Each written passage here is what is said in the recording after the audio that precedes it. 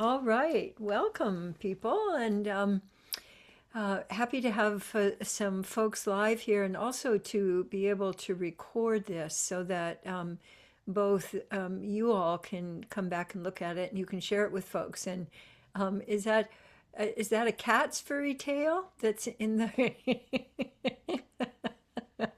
Yes. Mine likes to whack me with when she's really happy. She whacks me with her tail, like bam, bam. It's very fun. So as I was sitting down, I wanted to give you just a little bit of background before we dive into playing with some things about fear. One is that I've been actively exploring the impact of fear for 10 years. And I developed what I call fear melters 10 years ago and have been using them in all kinds of situations and finding them extremely useful. And there are a couple of things about fear itself that I wanted to pose to you as sort of meta issues. And then the issue of fear itself is actually a very easy one to solve. But with our social context about fear, it makes it much more difficult. So first, I'd love for you to consider something going on in your life right now that's been a recurring, issue, wobble, stressor, a conflict, but one that keeps rising. And it doesn't have to be with other people. It could be in your relationship with yourself. It could be, like one of the classic ones is I get stressed when I have to speak to people, in a meeting or, doing any kind of public speaking. That's a major stressor for me. So, but it could be something at work, like, having somebody that you don't get along with, or someone who doesn't respect you, and it just don't know what to do about it, but it's a stressor for you. So I'd like you to have something that you can explore, something that you can play with. And then the other thing I'd like you to do is on the chat. Darlene, do we have the fast aid? Is it in the chat now? Great. So I'd like you to right now go into the chat and pull out. There's a handout called Fast Aid for Four Kinds of Fear, and I'd like you to pull that out because we're going to be playing with that. And then also, it will be a handout that you can use with friends or clients because it's a way of recognizing, like, how would I know I'm scared? And then what do I do about it? And what value does recognizing that I'm scared have anyway? So just take a moment to do those two things. Get an issue that you're going to be exploring, and then download the fast aid for four kinds of fear that you can have for your own use. And while people are doing that, I just would love to hear from anybody about one thing that you would like from our exploration tonight. Is there something that you'd like to take away? And if you do, just go ahead and unmute yourself and just go ahead and share that if you'd be willing to and are not too scared to. And even if you are scared, you can say, I'm really scared to say this, but I'd like to be able to handle my mother-in-law without having, feeling like I need to go home and kill myself. So, whatever the issue is. Yes, so please, Jasmine. I'd like to be able to manage money without feeling like a total frozen failure. Great. That's a great one. That's one of and that's the number one issue for in relationships. It's not sex, it's money. Okay, so that's beautiful. Thank you. Great. And Catherine. I was up last night at 3 o'clock in the morning, unable to breathe. And when you Ah, can't breathe, it brings a lot of fear and panic. And there's sure. not a lot of joy when you're chronically ill and Yes. unable to breathe. So Yes. help me navigate and get happiness in my life when I can't breathe. Yes. Pretty tough when you can't breathe. Yeah. So yes, thank you. Ah, yes. And Keith. Well, I don't know. I guess I have money fears. I worry because live on my own. And I always have fear, wonder if I'll ever get in a relationship, ever find anyone. Uh-huh. So a fear Good that here. that it's not for you in this lifetime. You're, Yes. yeah, yeah, but And and especially when I'm with a relationship expert like you. right, yes, yes, who knows everything about relationships, of course. Exactly. I'm sure you do. You certainly know a lot more than I do. So the whole, being single and wanting a relationship and not sure if that's ever going to happen. So I can hear Feeling fear, but like a I also failure. hear some sadness wrapped around that too, Hmm. which is so valuable. Thank you, because we almost never feeling just fear itself. It's wrapped around with thoughts and histories and memories and other feelings. But I have found that fear is really the linchpin. If I can loosen up and shift fear to presence, then everything else really opens up. So thank you so much for sharing that. Great. And Jennifer.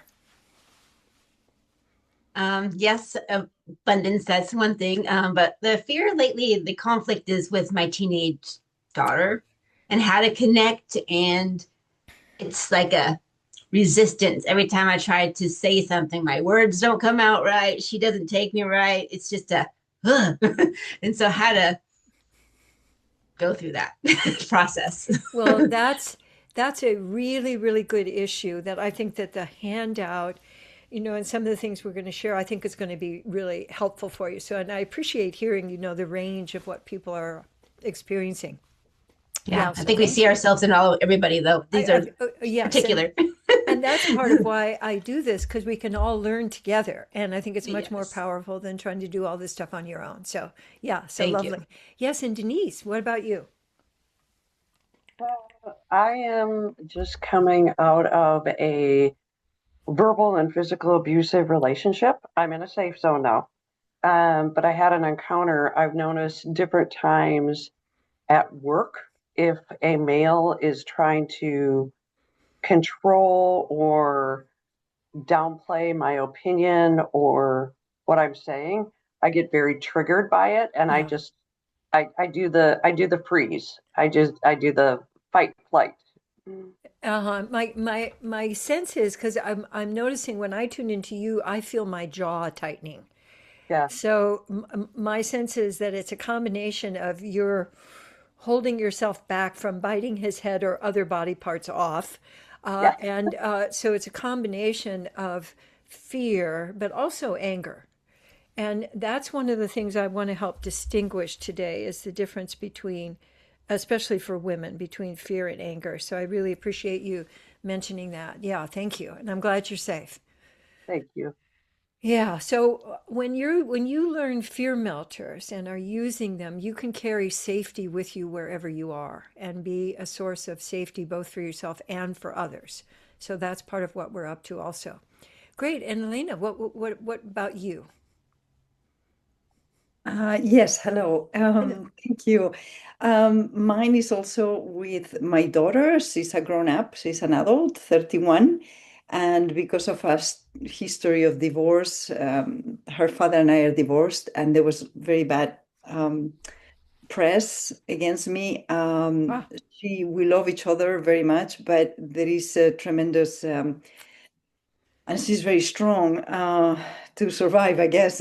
So there is a lot of put downs and criticism about me, with me, like in front of me, and so on. So mm-hmm. it's a difficult Yeah. relationship.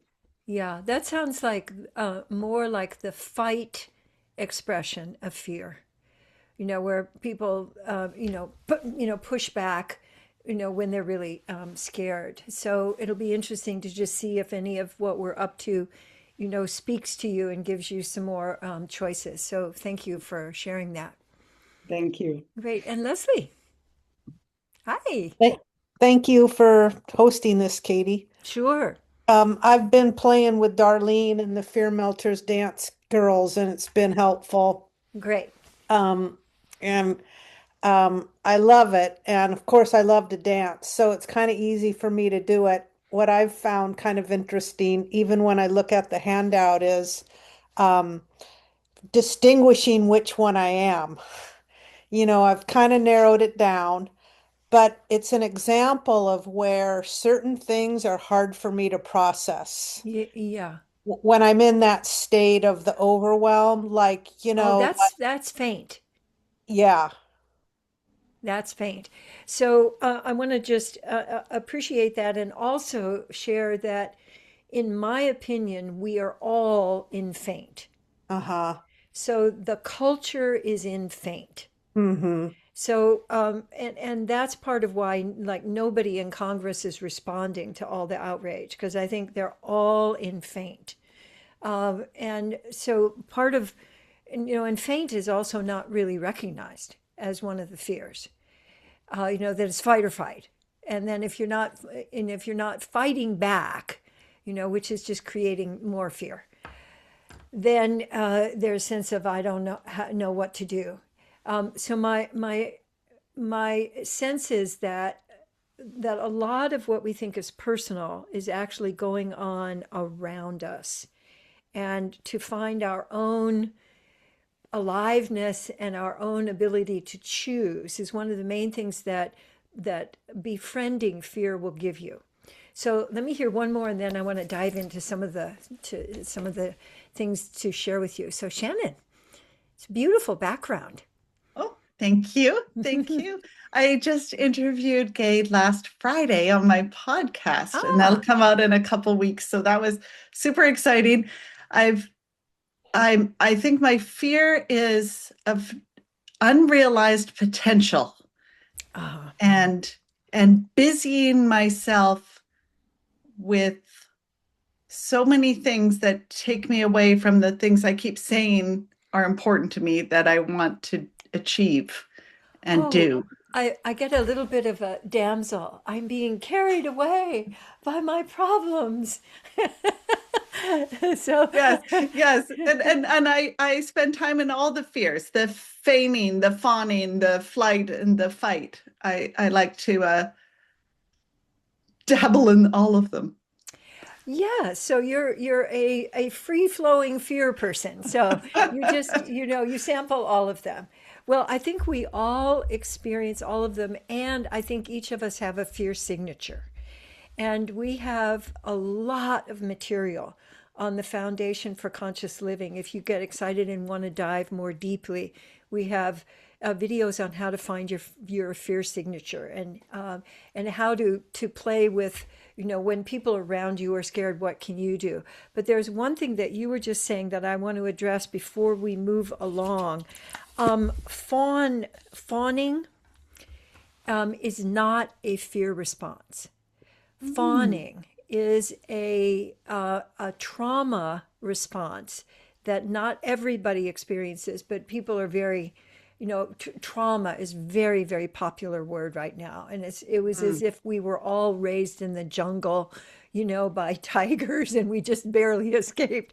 So I think our level of trauma is a little bit exaggerated. I mean, aside from the fact that the world is ending because of the climate and, contempt and denial and violence against women, yes, there is that. But in my experience, in my opinion, there's fight and flee and freeze and faint. And that fawn is a subset of faint. So there's that sense of overwhelm, but then you combine it with what I think is a persona move, where you get either very helpful, or anticipate, so you stay out in front of it. So it's not so much a physiological response, which faint is, but when you add a response from one of your personas that you've used to help keep you out of trouble, then it becomes what people are calling fawning. And that's only been talked about for about the last 8 years. So it's very new on the playground. Whereas our fear responses have been around for millennia. And so I want to ground ourselves in those. And then there are all kinds of little curly cues that you can play with. But I think that if you get some basic vocabulary, it's going to really assist you in navigating fear world. So I'd like you to take a moment to just to ask yourself the question, how would I know I'm scared? How do I actually know I'm scared? And that's actually, I'd like you to write that down somewhere. You might, if you have the, like I printed out my fast day because I like to write rather than doing things digitally. But if you have just a piece of paper that you can have nearby, I'd like you to write down your answer to that question. How do I actually know I'm scared? And that's part of what we're exploring here, is that it might be something else entirely. Like you might be angry, or you might be sad, or you might be angry and are kind of longing for something. So it for you can assume fear melters are going to help you whether you know you're scared or not. So the one of the things I'd like you to know about fear melters is they can't hurt you. So I like to suggest to people, when in doubt, do fear melters, because they'll just increase your circulation, increase your sense of presence, and will also open your ability to think and to see other people as allies for you rather than enemies. So, and if you get something, you can put it in the chat. If you'd like to share, we can have a dialogue going on in the chat. So there are a couple of problems with fear that just occurred to me as I was sitting down to share with you. So the first, and I think the most pervasive one, is the boiling frog problem. Because the whole how do you boil a frog is you just you increase the temperature so gradually that the frog doesn't realize the differential. They don't realize they're being boiled until they're boiled. So we've been in a fear context, here in the States, at least since 9/11. But I think particularly in the last 10 years, because in my opinion, the current administration, and when Trump first came into office, his ruling style is fear and contempt, is fear plus contempt. So contempt is the conviction that other people are less than you.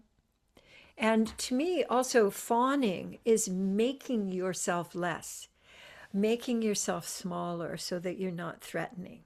And so when you combine that with fear of, something bad is going to happen to me, and something bad has happened to a lot of people out of the fear response, we're in what I think of as a boiling frog situation where people say, well, I'm just fine. I'm not scared.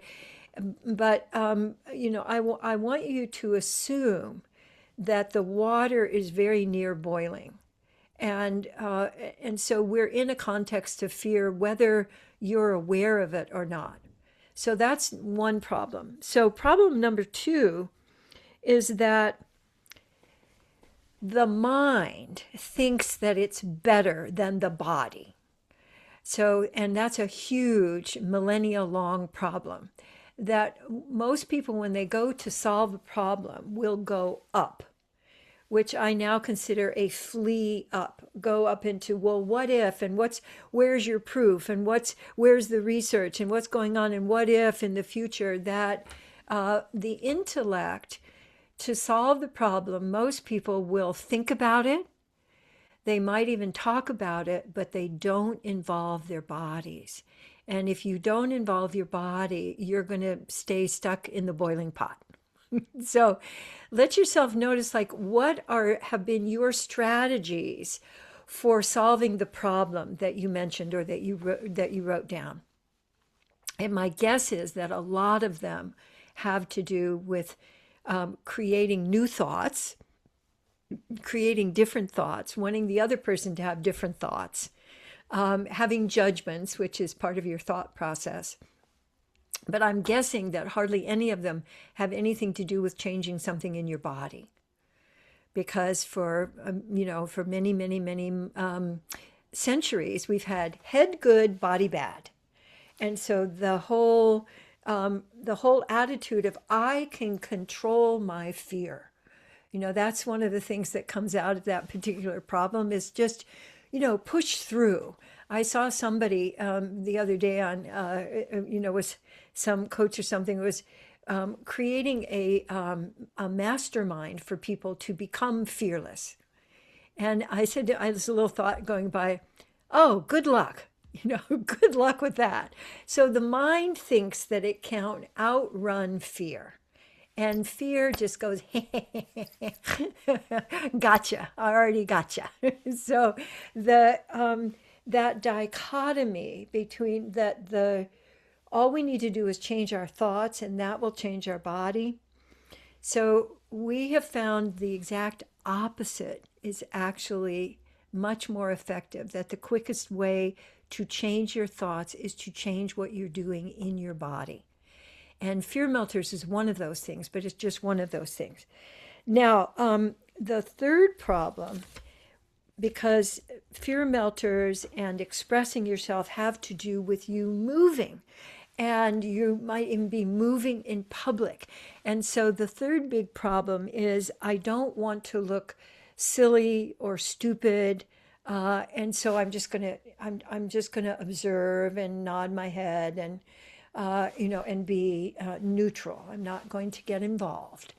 So notice if any of those problems sound familiar to you. And so because I'm going to ask you to do things like move your body in some different ways. And so let me just ask you right now to create a friendly wiggle. What's a way of wiggling that you can do that feels good to you? And it might be with your spine. You can wiggle through your arms. You could wiggle your face. You could wiggle your toes. So as you're doing that, I'd like you to just notice if you feel a shift in the flow of energy in you. And it might be little, it might be bigger, and then stop and don't move. And I'd like you to notice, for me, after even like a half a minute, I can feel myself not as alive. There's less of the flow. And so if you were in a room with me, you would find that I am moving some part of me all the time. And part of that is the keeping my energy pump going and letting, impulses move through me. And it supports spontaneity, but it also supports my receiving. Because if you are not moving, your things that people say to you or things I say to you or things that you might want to learn are going to bounce off.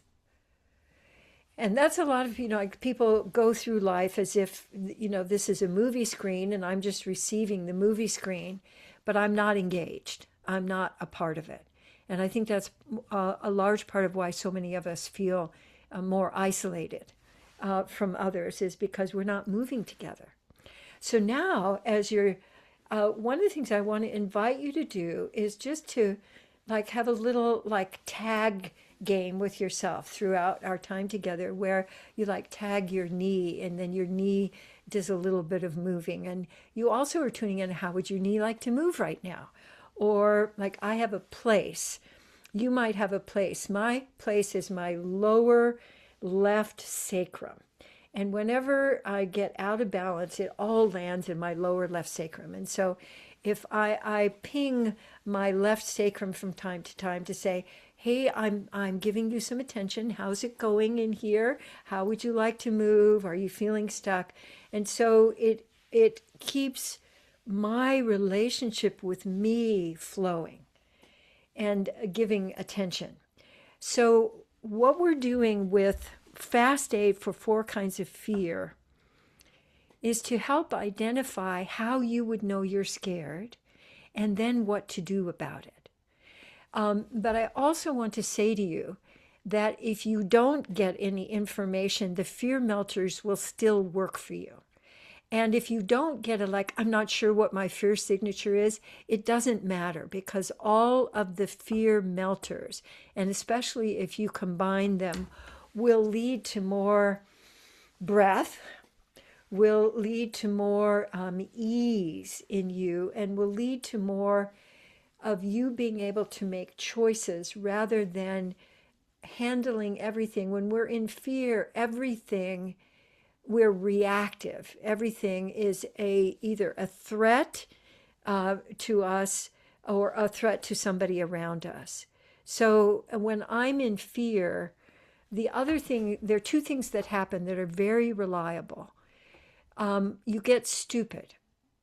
So when you're in when you're in fear, you cut off literally the flow, the blood flow to your problem solving brain, your prefrontal cortex. You go way back into your cerebellum, which is which is closest to your autonomic nervous system, and it's based in survival. And so you get reactive. So we all get reactive in fear. So have you ever been like you're in a high tension situation and somebody comes in from left field and asks a question and you just go, "Gah," and you cannot think? Yeah, that's fear in action. It's like, and then you get mad at yourself because you got stupid, as if you had a choice about it, and that's your thinking mind going, ah, if you just had a different belief, this would not have happened. So we get into that dialogue with ourselves, that the hubris to think that you could become fearless, that any of us could become fearless and override millions of years of wiring. We have fear wired in for a reason, that it allows us to respond effectively to a threat. So we don't have to think about it. So if you're trying to solve it from your mind instead of solving it from your body, you're not going to be as effective. But if you go immediately to your body, I think I'm scared. Oh, I'm going to just start doing fear melters. So I want to, before we even go into fast aid for fear, I want to give you a little preview of the fear melters. You can do them standing, sitting, lying down. Lying down is one of my favorite. So I do fear melters like on my back, like I'm a cockroach, and I do it with my hands and my feet in the air. It's very, very fun to do. And it just opens up a whole new way of letting energy through you. So and you can also do them very big, but you can also do tiny fear melters. So I want to just start with doing some tiny fear melters. So I'm not even going to go into the fight, flee, freeze, and faint just yet. But the oozing, I'd like you to imagine something melting. And letting yourself, you can just have a little melty shoulders, or you could have a melty belly, or you could have seaweed and water and just feel your spine in the water. And you can make it bigger if you like, but you can also make it very small. Even little micro movements will have an impact on you. So like if you're in a meeting at the bank, or you've been called into your kid's principal's office, and everybody's looking at you like, how did you mess up this kid, parent? And, and instead of saying, whoa, how about you? And fighting back, you could have just a little bit of almost a shrug. One of my friends calls it a shrug, that you can kind of just shrug it off. So just notice the impact of doing a little bit of oozing. I always find if I've really opened up something, my breath shifts and gets slower. And that's how I know I'm doing it. And then I want to invite you into what we call rooting. And the first way that I'd like you to relate to that is to feel the bottoms of your feet. Let your attention go all the way down through your body to feel the bottoms of your feet. And when I'm doing that, my toes go, oh, she's giving me some attention. And they start wiggling and they're very happy. What I find when I feel my feet is a connection with the earth, connection with the ground. And I feel a kind of stability and safety that allows me to feel my verticality. So notice if you're feeling any of that. And also, I want to have you imagine that you've got roots coming out of either or your hands and your feet. And those roots are reaching down into the ground. Trees, their roots are what you see is accompanied by twice as much that you don't see that's under the ground, the roots, the invisible source of your being able to get nutrients to fill your reservoir. So if you let your roots reach down into the earth, see if you would be willing to receive the nurturing of our big, beautiful planet moving up through you and letting your tree limbs expand, letting your leaves expand. That sense, rooting doesn't have to be gripping. Rooting is a sense of I'm connected and I'm supported. So now if you add oozing and rooting together, let yourself just play with having some oozing and feeling the nutrition of the earth moving up through you. And then wiggling. Wiggling is for me my all purpose. It's the one that I go to first. And as you're exploring, you might find that there's one of the fear melters that's your easiest portal. Like it's easy for you to think of it even when you're reactive. So for me, wiggling. And there are all kinds of ways to wiggle. So you can do a front back wiggle.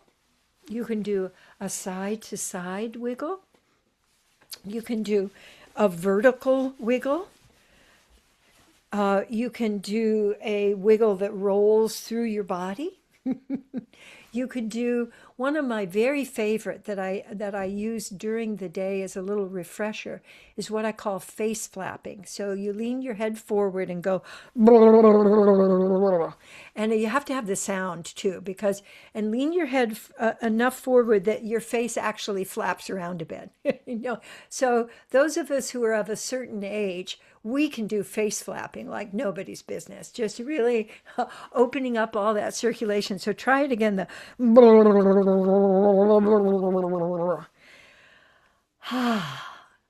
And when I do that, I just feel so refreshed. We carry a lot of our social fear in our faces. And so doing a face flapping just really refreshes and allows your own spontaneity, who you are, your authenticity to shine through, because you've taken your mask off. We've all learned how to wear a mask so that, when people, turn their attention towards, they don't really see us. They say, I think, who was it? There's a Black comedian who said, when you meet someone, you're not meeting them, you're meeting their representative. And I think we all have masks that we've learned how to wear. That's our kind of, I'm fine, which is which is a freeze, by the way, that face freeze. So the flapping. Now, the one that always challenges people is love scoops, which is the antidote to faint. What I'd like you to do is to imagine that you want something, and it's over across the desk, and you want something, but you can't reach it because you're too little, or your arms haven't developed, or you're too frozen to be able to reach it. And stuff is coming at you, and you want to reach out for something. That developmentally reaching out turns you from the receiver, but also the victim, into to having agency. So when you reach, you're able to bring something in. When you're not able to reach, you're just at the effect of whatever is coming at you. So I want to invite you to imagine just being, jostled or fed, or someone's trying to get you to do something, but you are unable to reach out.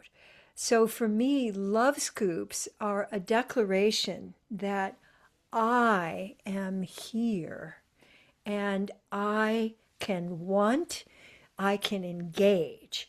So I'd like you to reach out towards something and bring it in.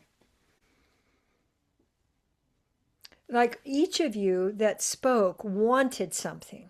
So imagine that that's something that you want, that, so clarity or contact with your child.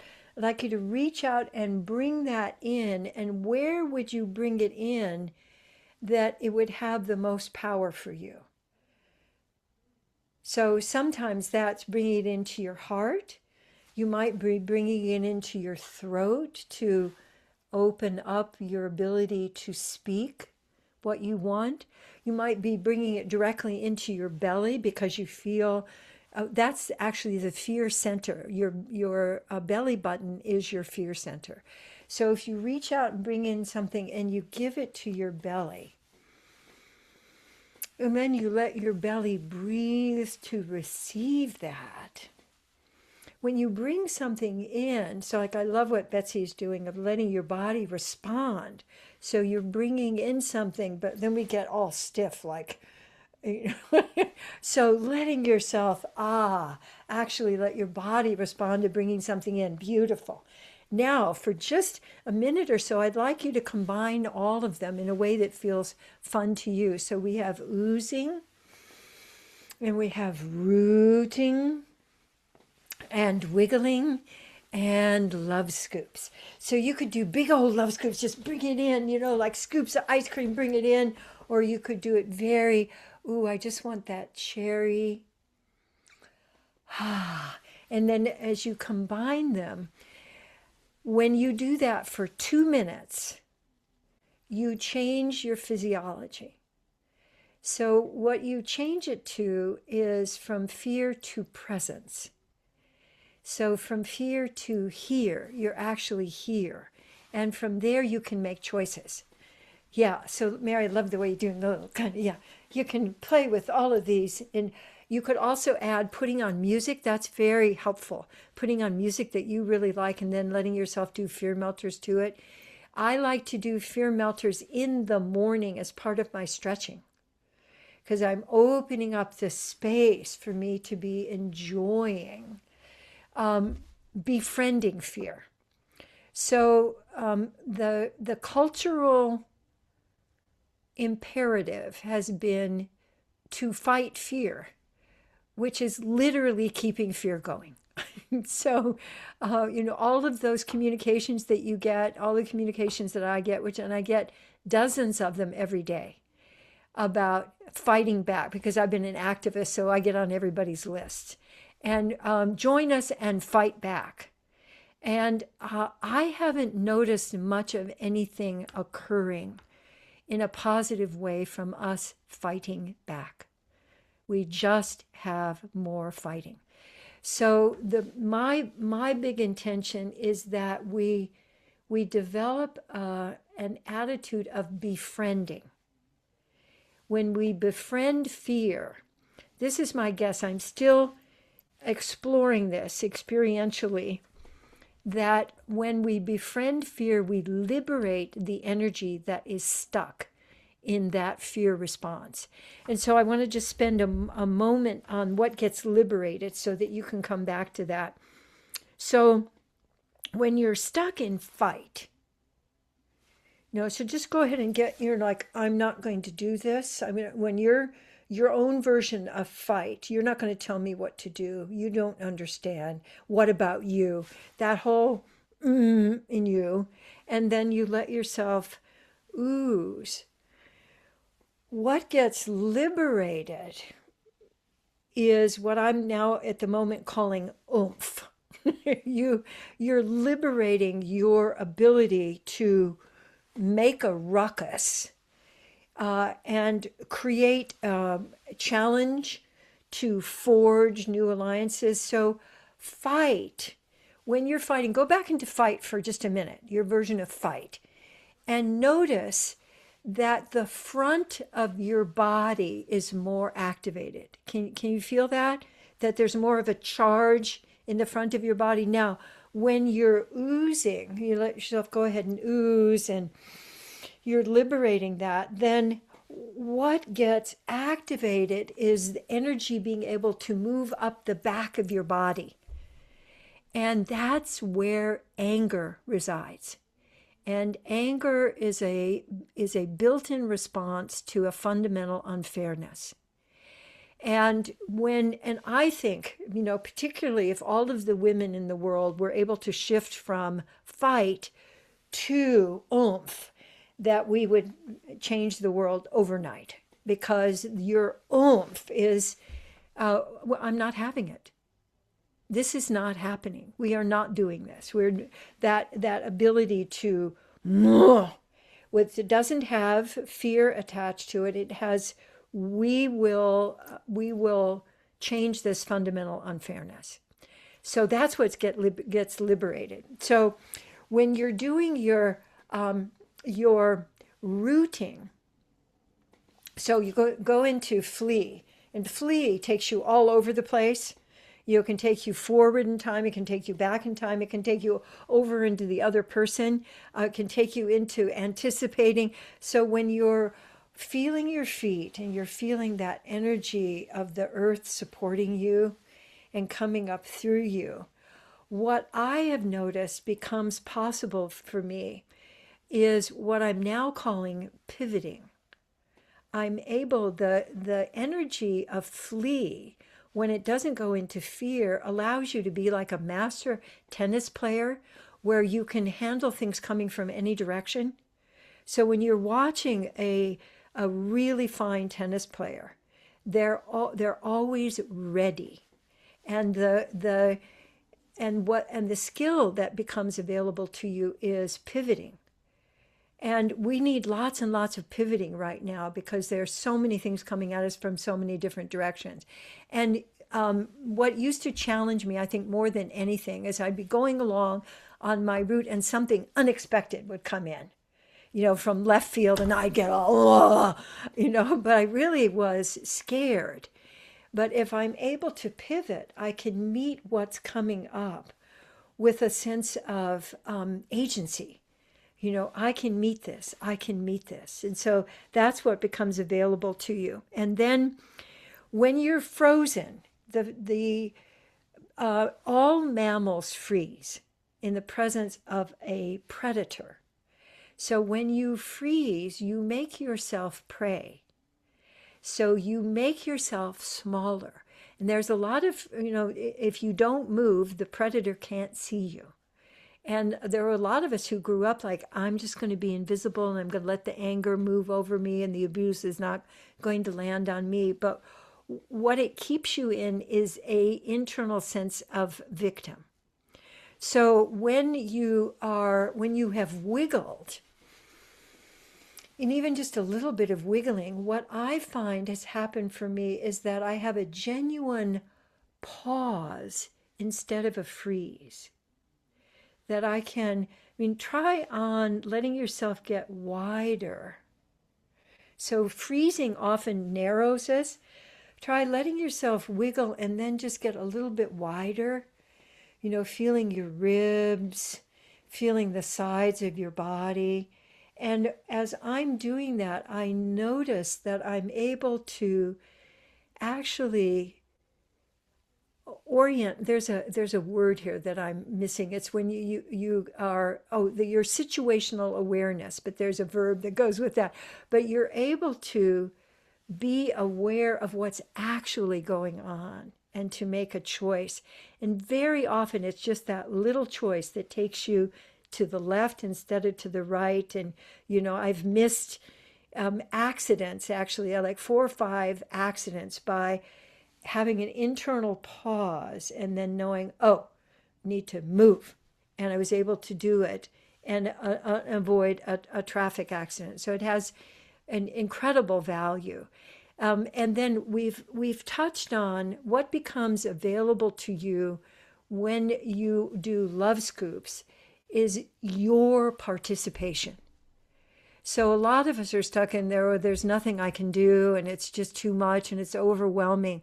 But when I am practicing love scoops and I've reached out and I've brought in love and attention and appreciation to me, I'm reaching out and able to engage and make a difference. And it doesn't mean that I have to do it all myself, but I'm able to then collaborate, because in fear, I can't connect with anybody else and I can't receive the nurturing of collaboration and of connection. So all of these allow us to join with others to feel just the nurturing of here you are and here I am and I'm glad to see you and I can feel you and thank you for your presence here. And all of that is going on in the parts of our brain that become available when we're not in fear. We get the nurturing of connection. And that really, I think, is the big antidote to a lot of the mess that we're experiencing right now. So I wanted to go through how you can use fast aid for 4 kinds of fear, and also to let you know that we have an entire module on the Foundation for Conscious Living that is on the fear melters. I mean, we have a bazillion videos on fear melters and how to use them, and 2-minute fear melters, and using them with other things. There's lots of support for you. But I find what I would like you to do right now is to look at the first page where it's got the lists of descriptors. And I'd like you to consider your item that you brought today. And I'd like you to just go down through the list and see if any of those, you might even cover up the fight, freeze, and faint, at the top, and just look at the descriptors and go, oh, so just spend a few minutes doing that and see if any of them jump out at you, and you can circle them and put a little check by them. And so I'd like you to do it fairly rapidly. So you tune into your body sensations, your issue, and then look at these and notice that of any of them, you go, oh yeah, I do that. I get startled. Oh yeah, I get, and so you just circle it. So you're going to be tempted to think about it. Oh, well, why am I feeling that? And when did that come up? But I'd like you to simply be going, what am I experiencing? What's on the list here? And so I'm going to just breathe and let you do that for a couple of minutes and just get a couple of descriptors.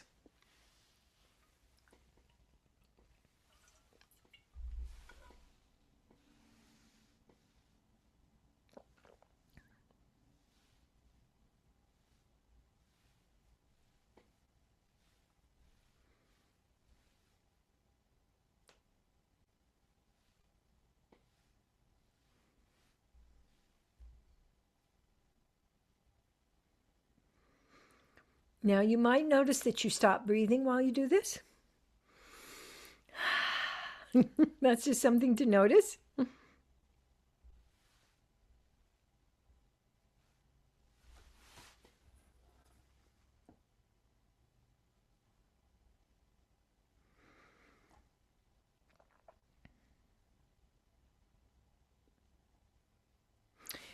I'm looking over here at faint and going, oh man, I've been in a lot of faint, fuzzy, foggy, overwhelmed, collapsed, drained, cold feet. That one's a surprise to me. Oh, I've had a lot of cold feet. I could blame it on COVID, but I think it's more fear.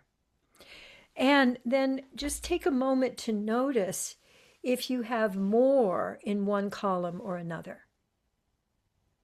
You likely have some in each, but you might have more in one, which would be the fear that's probably the most, if in the most percentage of how you're experiencing fear. For a lot of people, fight is better than faint. Because in faint, you feel completely helpless. But in fight, there is some sense of I'm doing something. So often people will go to, if they've been feeling faint and then they go to fight, that's actually creating more circulation for you. And I'd like you to notice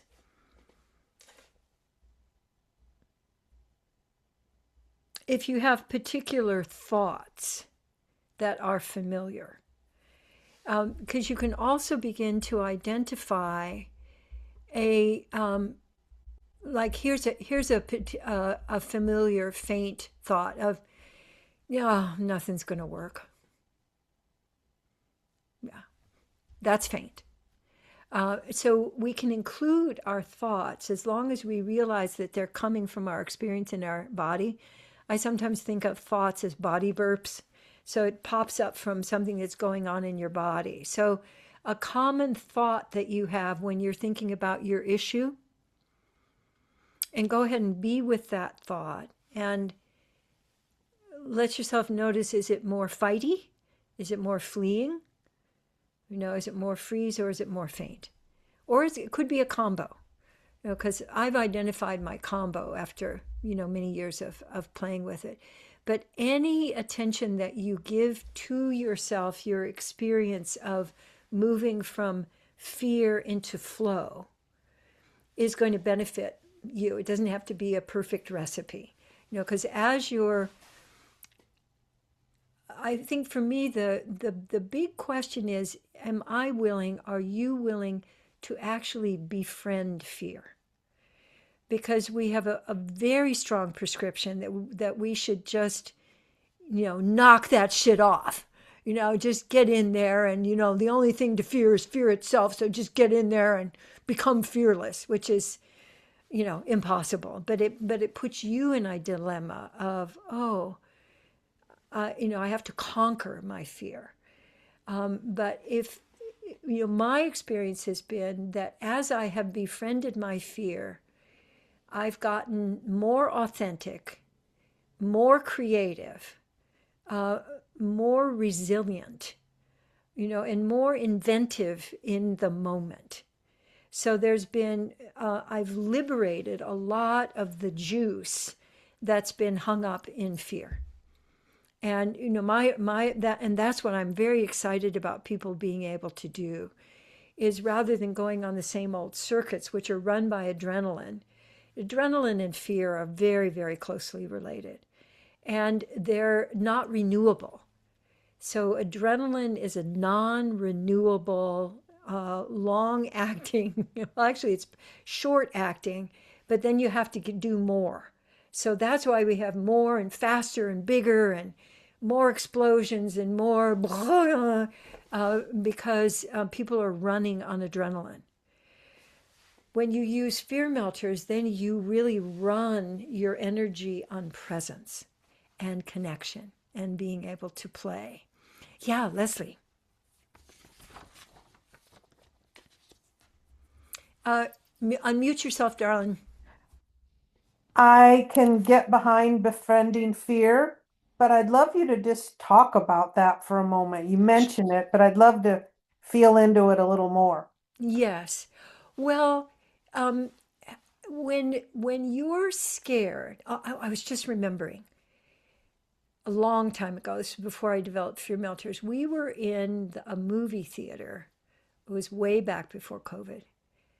And there was a father and probably a 5-year-old in front of us. And we were in a scary movie. And the little boy was saying to his father, "Daddy, I'm scared. I feel scared." And he said, "Oh, you're not scared. There's nothing to be scared of." And I went, there it is. It was such a clear, be a man and just, push it down and, get tough. And my sense is that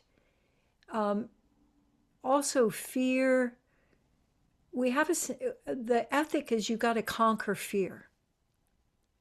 And when you try to conquer fear, you just create more fear.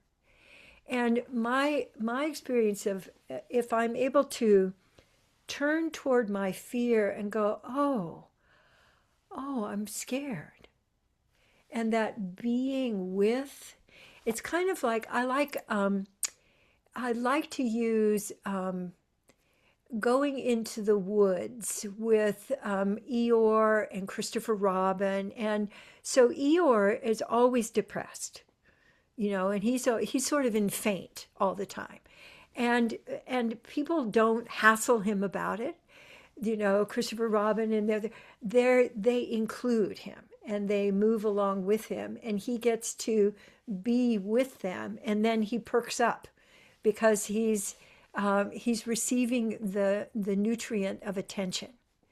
So when we're not befriending fear, we're fighting with fear, which is just keeping fear going. It's just this crazy loop.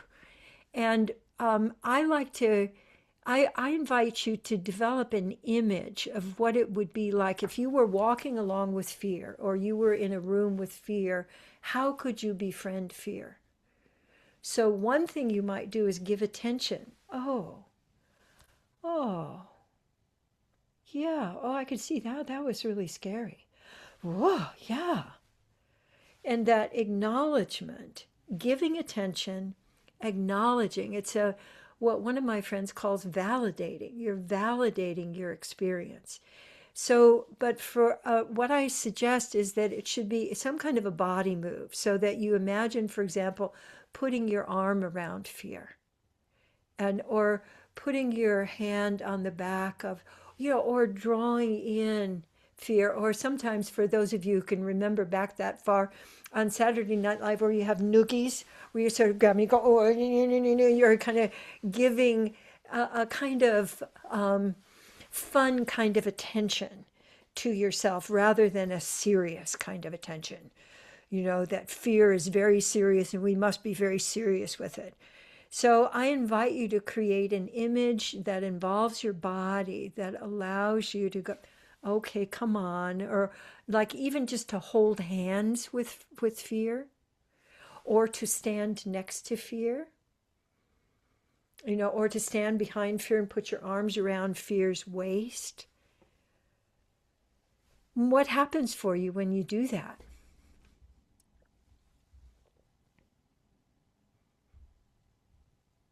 Me? Oh, anybody. I mean, it could be you. And if you had an experience, I'd love to hear it. Well, given the noogies kind of making me smile, and I was just doing this. It's Yeah, good to hear you talk about it, but it just felt good. It's like an acknowledgement, and exactly. hey, I'm here with you. I Yeah. understand. Yeah, that's it, that I'm here with you. Because I think that how fear has been controlling us is we get separate from ourselves. We abandon ourselves and then get tossed around in the fear. So I love what you're describing there. And it can be also feel like you're going through the motions. Like if you're just, doing love scoops, it might feel like, I'm not really involved with this.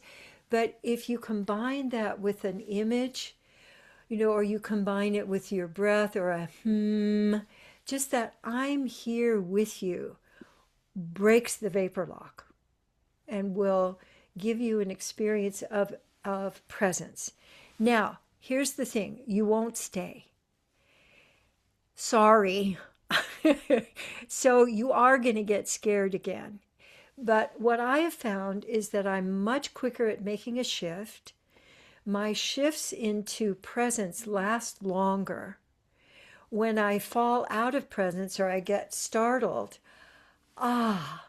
it's much easier for me to then use the fear melters to shift again, so that I'm spending longer and longer time in presence and being able to choose.